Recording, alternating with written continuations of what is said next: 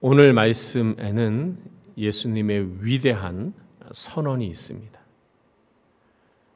내가 세상을 이기었노라. 예수님은 세상을 이기신 분입니다. 예수님은 십자가에서 죽으시고 3일 만에 부활하심으로 세상을 이기셨습니다. 예수님은 이 세상에 빛으로 오셨는데 죽으시고 부활하심으로 빛을 비추심으로 세상의 어두움을 다 쫓아보내시고 이기셨습니다. 예수님은 십자가에 죽으시고 부활하심으로 이 세상의 권세를 잡은 마귀와 사탄을 물리치시고 그들과 전쟁에서 승리하시고 그들을 정복하셨습니다. 그래서 예수님은 십자가의 죽음을 앞두고 본인이 십자가를 지시고 십자가 죽음 이후에 부활하실 것을 미리 알고 선포하시는 것입니다. 내가 세상을 이기었노라. 이 말씀이 바로 우리가 예수님을 믿고 의지하고 신뢰하고 따라갈 수 있는 근거가 됩니다. 패배자를 누가 따라가고 싶겠습니까? 실패자의 말을 누가 듣고 싶겠습니까? 예수님은 이 세상을 이긴 분입니다. 한 번 이기고 한 번 지고 한 번 이기고 한 번 지는 그런 분이 아니라 예수님은 이기고 계속해서 이기고 그 이김을 유지하는 분입니다. 더 정확하게 말하면 예수님은 정복자입니다. 예수님은 이 세상을 정복하셨고 승리하셨습니다. 당연히 예수님 안에 있는 우리도 예수님처럼 말할 수 있어야 합니다. 내가 세상을 이기었노라. 예수님께서 정복하셨고 승리하셨기 때문에 예수님 안에 있는 우리에게도 예수님은 동일한 기대와 마음을 갖고 계십니다. 내가 세상을 이기었다. 그러니 너희도 세상을 이겨라. 요한계시록에 보면 그 앞부분에 7 교회가 나옵니다. 이 7 교회는 예수님께서 죽으시고 부활하시고 승천하신 이후에 세워진 교회들입니다. 이 7 교회에게 예수님께서 모든 교회에 동일하게 요구하시고 원하시고 바라시는 것이 있는데 그것은 이기라라는 것입니다. 이겨라. 때로는 이기도록 하기 위해 책망하시고 예수님은 권면하시기도 합니다. 내가 세상을 이긴 것처럼 너희도 세상을 이겨라. 그리스도인은 이기는 자입니다. 세상을 이기는 자이고 이 세상의 죄악과 싸워서 이기는 자이고 이 세상의 공중의 권세 잡은 자와의 유혹과 싸워서 이기는 자입니다. 이기는 자에게는 상급을 주신다고 약속하셨습니다. 우리는 우리 자신에게 일어나는 악함과 이기심과 욕심과 싸워서 이겨야 하는 자입니다. 주님이 말씀합니다. 내가 세상을 이기었노라. 내 안에 있는 너희도 세상을 이겨라. 내가 너를 도와주겠다. 우리가 세상을 이길 수 있도록 예수님은 우리에게 3가지를 약속하셨습니다. 어떻게 하면 이 세상을 이기는가? 어떻게 하면 우리 악한 대적을 이기는가? 어떻게 하면 내 자신을 이길 수 있는가? 예수님은 3가지를 우리에게 말씀하셨습니다. 그것은 기쁨이고 평안이고 3번째는 담대함입니다. 이 3가지는 그리스도인들이 경험하는 실제적인 기분이고 감정이고 마음의 상태입니다. 평안함입니다. 기쁨입니다. 그리고 담대함입니다. 예수님이 말씀하신 이 기쁨과 평안함과 담대함은 그럼 어떤 것인가? 첫 번째, 이 감정과 이 마음은 세상이 주는 것과 다릅니다. 예수님은 요한복음 14장 27절에서 이렇게 말씀하셨습니다. 평안을 너희에게 끼치노니 곧 나의 평안을 너희에게 주노라. 나의 평안을 너희에게 주노라. 내가 너희에게 주는 평안은 어떤 것인가? 내가 너희에게 주는 것은 세상이 주는 것과 같지 않다. 세상도 우리에게 평안함을 줍니다. 세상도 우리에게 기쁨을 줍니다. 그러나 세상이 주는 것은 유동적이고 일시적이고 한시적인 것입니다. 세상이 흔들리면 기쁨도 평안함도 흔들려 버립니다. 세상이 변하면 없어지고 환경이 바뀌면 사라집니다. 우리는 그것을 지금의 이 현세에서 보고 있습니다. 대통령이 바뀌었더니 사람들이 바뀌고 있습니다. 문화가 바뀌고 있습니다. AI가 실용화되면서 안정적이었다고 생각했던 사람들의 삶의 터전이 불안하게 되었습니다. 세상이 우리에게 주는 기쁨과 평안함과 담대함은 일시적입니다. 두 번째, 세상이 주는 이러한 마음은 불완전합니다. 기쁩니다. 내가 무엇인가를 사면 마음에 기쁨이 있습니다. 문제가 해결되면 마음이 평안합니다. 그런데 기쁜데 뭔가 슬픕니다. 평안한데 뭔가 두렵습니다. 불안합니다. 또 나쁜 일이 생기면 어떡하지? 이거보다 더 힘든 일이 일어나면 어떡하지? 기쁜데 뭔가 슬픔이 있어요. 사람들과 함께 있을 때는 기쁜데 혼자 있을 때 뭔가 우울하고 슬픔이 나타납니다. 평안한데 뭔가 마음 한구석에는 뭔가 캥기는 게 있어요. 뭔가 불안해요. 세상이 주는 것은 그렇습니다. 그런데 예수님이 말씀하신 이 기쁨과 평안과 담대함은 하나님께서 주시는 것입니다. 이거는 위로부터 임하는 것입니다. 하나님의 나라에서부터 우리에게 임하는 것입니다. 이것의 특징은 첫째, 견고합니다. 흔들리지 않습니다. 세상이 흔들려도 하나님께서 주시는 이 기쁨과 평안과 담대함은 흔들리지 않습니다. 세상이 변한다고 해서 변하지 않습니다. 이것은 세상과 무관합니다. 왜냐하면 하늘로부터 임하는 하나님께서 주시는 거기 때문에 그렇습니다.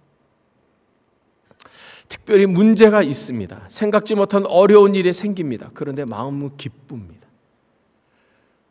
찬송이 흘러나오는 것입니다. 요즘 저희가 1월 한 달 동안 금식 하면서 기도하는데 금식 기도 해본 분들은 압니다. 뭔가 염려가 있고 뭔가 불안한데 해결돼야 될 것이 있고 걱정거리가 있는데 입에서는 찬송이 나오는 것입니다. 나도 모르게 찬송이 나오는 것입니다. 자기에게 놀라는 것이죠. 이상하다. 내가 지금 찬송 부를 때가 아닌데 이렇게 흥얼거릴 때가 아닌데 왜 찬송이 나오는 거지? 나도 모르는 것입니다. 그것이 바로 오늘 주님께서 약속하신 기쁨과 평안함과 담대함입니다. 두 번째, 이 기쁨, 평안함과 담대함은 그 누구도 빼앗아갈 수 없어요. 왜냐하면 전능하신 하나님께서 우리에게 주신 것이기 때문에. 하나님이 주셨어요. 아무도 내 손에서 빼앗을 수 없느니라. 세 번째, 이 기쁨과 평안함과 담대함은 하나님의 임재를 느낍니다. 다르게 말하면 하나님의 영광을 느끼는 것입니다. 베드로전서 1장 8절에서 베드로 사도는 이렇게 말했습니다. 예수를 너희가 보지 못하였으나 사랑하는도다. 예수님을 보지 못했는데 이 베드로 전서의 수신자들, 이 편지를 받는 사람들은 예수님을 보지 못했어요. 예수님의 사역을 보지 못했어요. 실제적으로 이들의 눈으로 예수님을 보지 못했어요. 그런데 예수님을 사랑하는 것입니다. 왜 이들은 예수님을 보지 못한 예수님을 사랑하게 될까요? 이제도 보지 못하나 믿고, 예수님을 보지는 못했습니다. 그러나 예수님을 본 사람들의 말을 듣고 믿었습니다. 예수님을 믿었더니 이들에게 어떤 마음의 변화가 일어났는가? 말할 수 없는 영광스러운 즐거움으로 기뻐하니, 말할 수 없는, 말로 다 표현할 수 없는, 말로 설명할 수 없는 즐거움, 거기에 영광스러운 즐거움. 영광은 하나님의 임재의 때 나타나는 것입니다. 영광스럽다는 것은 하나님이 그곳에 임재하다는 것이죠.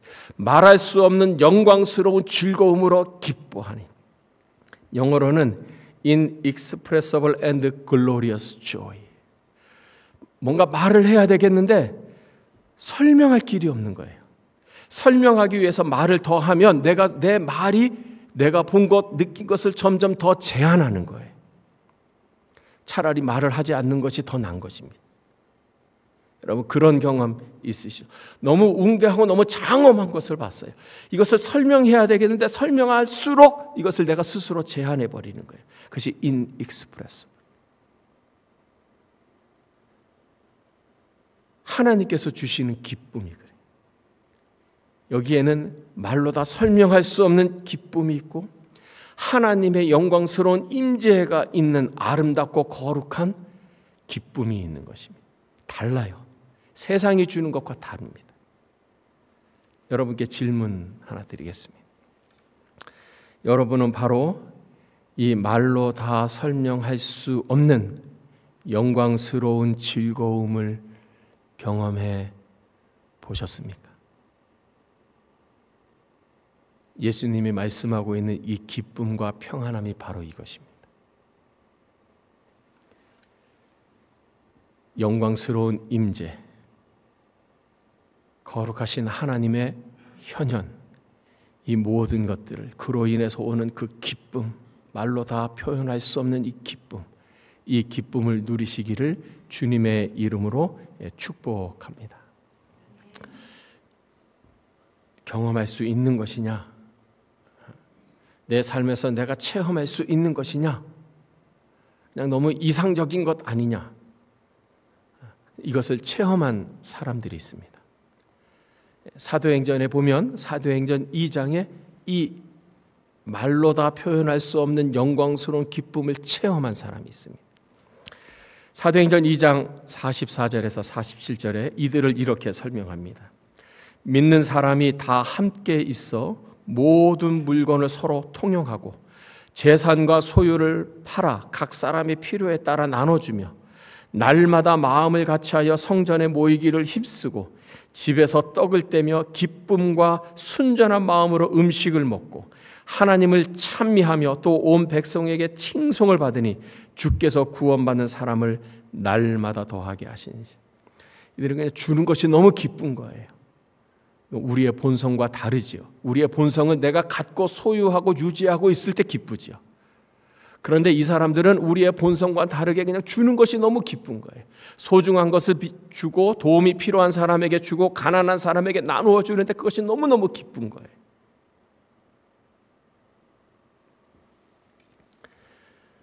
혼자 있어야 되는데 대인관계로 여러 사람과 함께 있으면 신경 써야 되고 불편하고 머리도 아프고 스트레스도 받고 상처도 받는데 이들은 날마다 모이는 것입니다. 집에 모이든지 성전에 보든지 계속 모여서 떡을 떼며 찬양하고 기도하고 하나님의 말씀을 은혜를 나눕니다. 왜? 너무 기쁘니까. 이들이 누린 기쁨이 바로 오늘 본문에서 말씀하는 예수님이 약속하신 이 기쁨인 것입니다. 담대함도 마찬가지입니다. 사도행전 5장에 보면 제자들이 나옵니다. 이 제자들이 예수님이 부활하셨다고 계속해서 사람들 앞에서 가르치고 전합니다. 예수님의 죽음을 주도했던 종교 지도자들, 대제사장들과 서기관과 바리새인들, 산헤드린 공회원들이 자기들이 의도해서 음료를 꾸며서 십자가에 못 박혀 죽은 이 예수가 살아났다고 제자들이 얘기하는 것입니다. 이 제자들의 말에 예루살렘에 있는 많은 사람들이 귀를 기울이고 그들의 말을 믿고 따르는 것입니다. 종교 지도자들이 위협을 느끼는 것이죠. 그래서 제자들을 불러서 감옥에 갖고 협박하고 채찍질하고 때리면서 위협하며 말합니다. 더 이상 예수의 부활을 전하지 마라. 그럼에도 불구하고 제자들은 예수님의 부활을 전합니다. 이유는 간단하지요. 그들이 부활하신 예수님을 보았기 때문입니다. 옆구리에 창자국을 보았고 손에 못자국을 보았어요. 그들이 직접 보았어요. 보았을 뿐만 아니라 예수님과 대화도 나누었어요. 예수님과 함께 먹었어요. 예수님의 부활은 실제였기 때문입니다. 종교 지도자들로부터 핍박을 받은 그때 이들이 하는 말이 있습니다. 이들은 무엇을 했는가? 사도들은 그 이름을 위하여 능력받는 일에 합당한 자로 여기심을 기뻐하면서 공의 앞을 떠나니라. 능력받는 것을 기뻐했다는 거예요. 예수님의 부활을 전하다가 채찍질 맞고 감옥에 갇히는 것이 너무 기뻤다는 거예요. 야, 내가 예수님을 위해서 이렇게 내가 고난을 당하는구나. 예수님 때가 이렇게 어려움을 당하는구나. 내가 너무 기쁘다. 담대함이 동반된 기쁨인 것입니다. 그렇다면 우리는 예수님께서 약속하신 이 평안과 기쁨과 담대함을 어떻게 내 것으로 만들 것인가? 결국 신앙의 유일한 예수님께서 약속하신, 성경에 약속하신 이 하나님의 약속들을 내 것으로 만드는 이 자기화가 있어야 하는데, 나는 어떻게 하면 예수님이 약속하신 이 평안과 기쁨과 담대함을 내 것으로 만들 것인가? 나는 이것을 어떻게 체험하며 누리며 살 것인가? 오늘 본문에는 우리에게 두 가지를 가르쳐 주십니다. 예수님 안에 있어야 합니다. 33절을 보시면 이것을 너희에게 이루는 것은 너희로 내 안에서 평안을 누리게 하려 합니다. 예수님 안에 있는 것입니다. 우리는 어떻게 하면 예수님 안에 있을까요? 성경이 우리에게 가르쳐 주는 것은 너무나 분명합니다. 말씀입니다. 우리는 말씀을 통해서, 하나님의 말씀을 통해서 하나님 안에 있습니다. 너희가 내 안에 거하고 내 말이 너희 안에 거하면, 우리가 어떻게 그리스도와 연합할 수 있습니까? 그리스도의 말씀을 읽고 그 말씀을 내 것으로 받으면서 우리는 그리스도와 연합하는 것입니다. 하나님의 말씀입니다. 왜 하나님의 말씀을 읽으면, 그 말씀을 내 것으로 하면 약속하신 기쁨과 평안과 담대함을 얻을 수 있습니까? 하나님의 말씀은 곧 하나님인 것입니다. 하나님의 말씀은 생명이고 하나님의 말씀은 능력입니다. 평안할 때는 모를 수 있습니다. 아무 일이 없을 때 그 말씀의 능력을 경험하지 못할 수 있습니다. 그러나 정말 필요할 때 한 말씀, 성경의 한 말씀이 나에게 힘을 주고 나를 일으켜 세우는 것입니다. 왜 규칙적으로 매일 성경을 읽어야 하는가? 바쁜데, 분주한데, 할 것도 많은데 왜 우리는 하나님의 말씀을 읽는 시간을 만들어야 하는가? 말씀을 통해서 하나님의 생명을 받기 때문입니다. 능력이 내게 들어오기 때문입니다. 말씀은 생명의 떡인 것입니다. 매일매일 말씀을 읽으십시오. 두 번째, 예수님 안에 있는 방법은 예배입니다. 우리가 주일날 모여서 예배를 드립니다. 두세 사람이 내 이름으로 모인 곳에 나도 너희 안에 있겠다. 여러분, 우리가 지금 두세 사람이 넘잖아요. 우리가 있는 곳에 보이지 아니하시는 그러나 살아계신 하나님께서 영으로 우리 가운데 임재하시는 것입니다. 안 보이는데 어떻게 알아요? 안 보여도 압니다. 어떻게 알아요? 느끼는 거죠. 하나님이 이곳에 계시는 것을 느끼는 거예요. 예수님 안에 거하는 방법은 예배입니다. 저는 이 예배와 관련해서 우리 모두가 다 예배의 태도와 예배의 자세와 예배의 준비를 점검해 봤으면 좋겠습니다. 우리가 학교 갈 때 늦지 않잖아요. 영화관에 영화 보러 갈 때 늦지 않지요. 임박해서 가지도 않지요. 미리 준비하는 것입니다. 여러분, 예배를 미리 준비할 수 있기를 바랍니다. 예배하는 자에게 주께서 오시고 주께서 기쁨과 평안함을 주십니다. 세 번째, 기도입니다. 24절에 이렇게 말씀합니다. 우리 24절 말씀 우리 다 같이 우리 함께 읽겠습니다.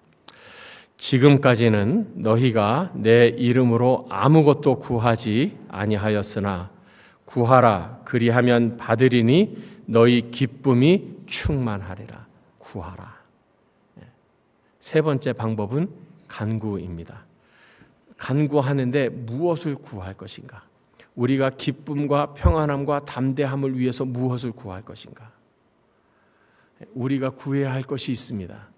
여러분, 기쁨이나 평안함, 담대함은 그것 자체로 우리에게 오지 않습니다.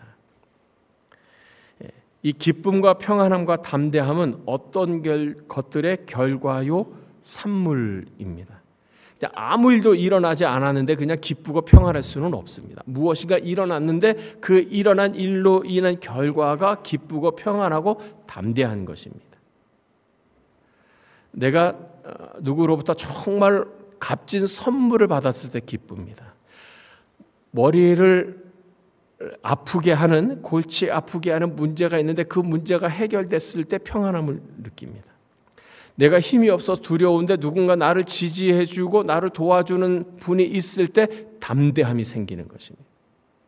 그러니까 이러한 감정은, 이러한 마음의 상태는 그것 자체로 우리에게 오지 않습니다. 그렇다면 우리가 기쁘고 평안하고 담대함을 누리기 위해서 우리는 구하되 무엇을 구해야 할 것인가? 무엇을 구하면 이것이 우리에게 부수적으로 열매로 찾아오는가? 구해야 될 것이 많지만 성경은 우리가 구해야 될 가장 중요한 것을 가르쳐 줍니다. 그것은 바로 성령입니다. 여러분, 성령을 구하면, 성령으로 세례받음을 구하면, 성령의 충만함을 구하면, 그리하여 성령이 우리에게 압도적으로 강권적으로 임하시면 예수님이 약속하신 이 기쁨과 평안함과 담대함은 저절로 우리에게 오는 거예요. 왜냐하면 이것들은 모두가 다 성령께서 우리에게 주시는 열매이기 때문입니다. 갈라디아서 5장 22절 23절은 성령의 열매를 이렇게 말씀합니다. 오직 성령의 열매는 사랑과 희락, joy, 화평, peace, 오래 참음과 자비와 양성과 충성과 온유와 절제니 이 같은 것을 금지할 법이 없느냐. 여러분, 우리가 성령을 구하면, 성령이 우리에게 그래서 임하시면 우리에게 성령의 열매인 기쁨과 평안함과 담대함이 우리에게 용솟음쳐 올려는 거예요. 그래서 예수님께서 오늘 우리에게 약속하신 이 기분이나 감정이나 마음의 상태는 실제적으로 경험할 수 있다라는 거예요.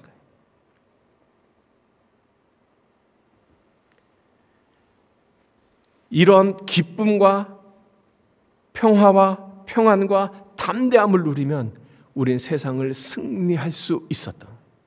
승리할 수 있는 것입니다. 1월 한 달 동안 우리가 금식 기도를 하는데 금식 기도의 주제는 하나입니다. 성령 충만하옵소서. 은혜 충만을 주실 줄을 믿습니다.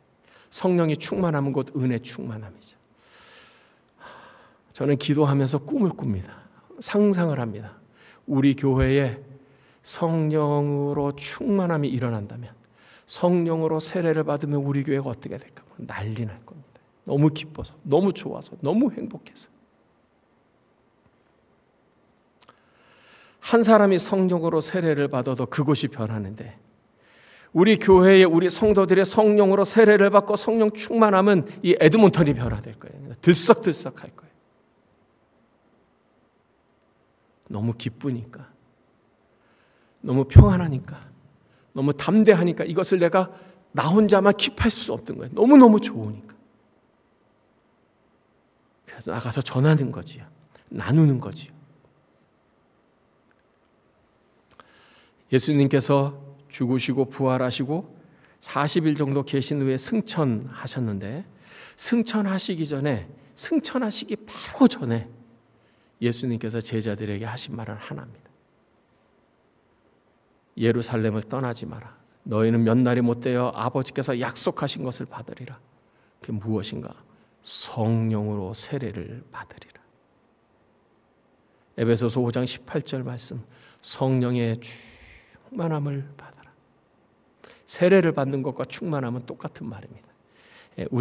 우리는 머리에다 물을 뿌리지만 이 당시에, 예수님 당시에 세례는 소위 침례였습니다. 물속에 그냥 온몸이 다 푹 젖는 거예요.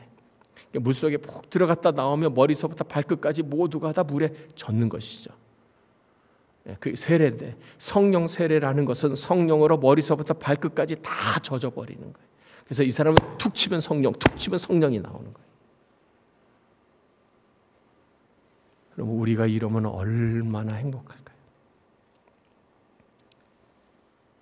내가 바로 이렇게 성령으로 충만하고 세례를 받으면 여러분, 다른 사람 변화되도록 그렇게 기도할 필요 없습니다. 내가 변합니다. 내가 변하면 다른 사람들이 다 변하게 보이게 되는 거예요. 예수님이 내가 세상을 이기었노라고 말씀하실 수 있었던 것은 바로 이 기쁨, 이 평안함, 이 담대함을 예수님이 갖고 계셨기 때문에. 예수님은 어떻게 이것을 갖고 계셨어요? 성령으로 충만하셨기 때문에. 여러분, 그리스도인은 누구입니까? 그리스도를 따라가는 자입니다. 그리스도 예수님의 제자로서 살아가는 것입니다.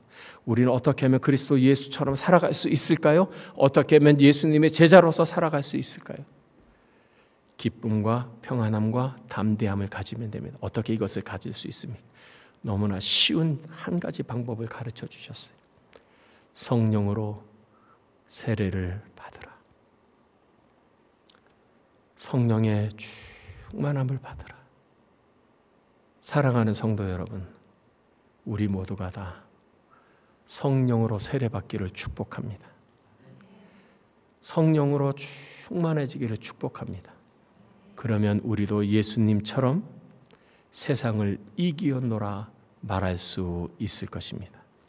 특별히 2025년 성령의 충만함으로 이 올 한 해의 마지막 때는 세상을 이기었노라 말할 수 있는 승리자의 외침을 선언하는 우리 모두가 되시기를 주님의 이름으로 축복합니다. 기도하겠습니다.